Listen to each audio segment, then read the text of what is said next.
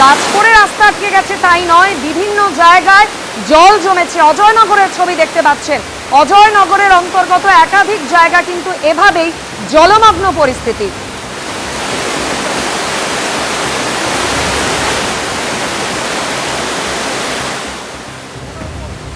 প্রবল বৃষ্টি তার সঙ্গে ঝোড়ো হাওয়া, দুয়ের দাপটে রীতিমতো বিধ্বস্ত এই মুহূর্তে কলকাতা শহর এবং সংলগ্ন শহরতলির একটা বড় অংশ।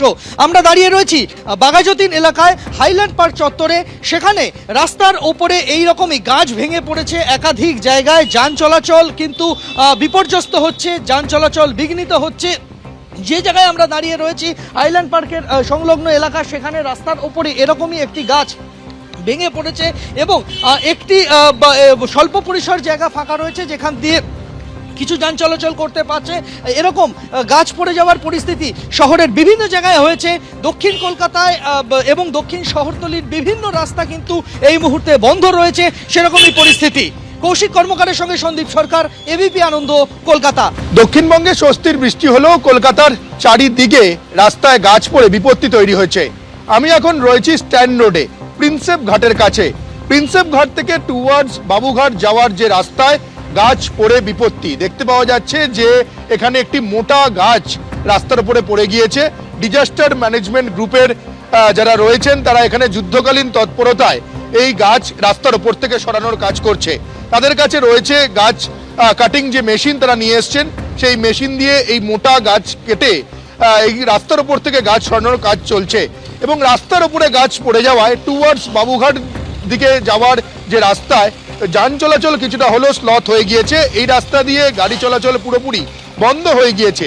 যেখানে গাছ পড়েছে স্ট্যান্ড রোডের ওপরে, ঠিক তার আগে প্রিন্সেপ ঘাটের কাছ থেকে যে গাড়িগুলি আসছে টুয়ার্ডস বাবুঘাটের দিকে, সেই গাড়িগুলো এখান থেকে ঘুরিয়ে পাশের যে রাস্তা দিয়ে বাবুঘাটের দিকে যাচ্ছে। এখানে দেখতে পাওয়া যাচ্ছে যে ডিএমজি গ্রুপের যারা রয়েছেন তারা একেবারে যুদ্ধকালীন তৎপরতায় এই যে গাছ রাস্তার উপরে পড়ে গিয়েছে সেই গাছ এখান থেকে কেটে এই রাস্তার উপর থেকে সরানোর কাজ চলছে।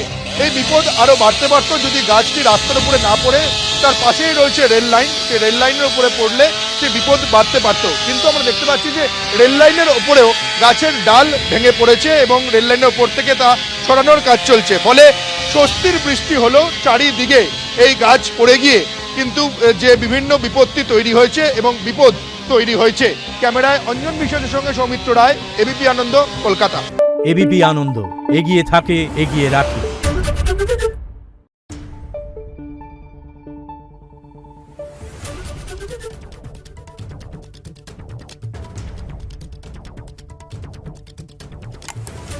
Thank you.